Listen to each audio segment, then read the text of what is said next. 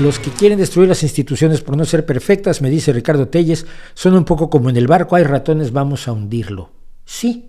Mira, curiosamente es el ejemplo que yo siempre he puesto de Pablo Iglesias dentro del gobierno del Partido Socialista durante el año y medio o 2 años, año y medio, que fue vicepresidente primero de gobierno, fue vicepresidente de gobierno.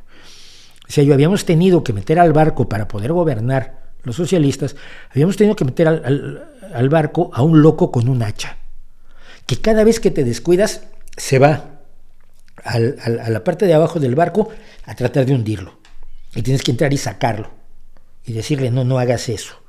¿Qué es lo que ha hecho Podemos esencialmente con el gobierno? Todavía Ione Belarra, la que es la secretaria general de Podemos y la que manda en Podemos, porque ella no manda a Pablo Iglesias, Ione Belarra decía que le exigía al gobierno que hiciera. Oye, si el gobierno eres tú, eso que estás exigiendo en los periódicos lo tenías que exigir en el Consejo de Ministros. ¿Por qué no lo has dicho en el Consejo de Ministros? Porque esto le está sacando rentabilidad política, pero estás perjudicando al gobierno al que tú perteneces.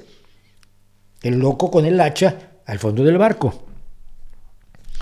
Ese es exactamente el sistema.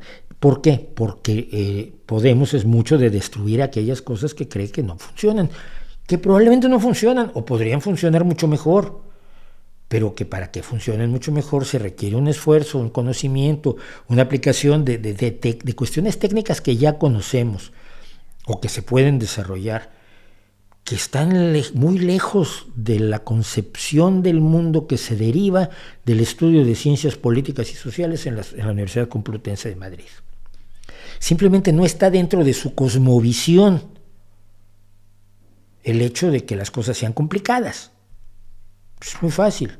Llegas al gobierno y ordenas que cambien las cosas y cambian. Y si no cambian es porque no quieres, porque eres malo.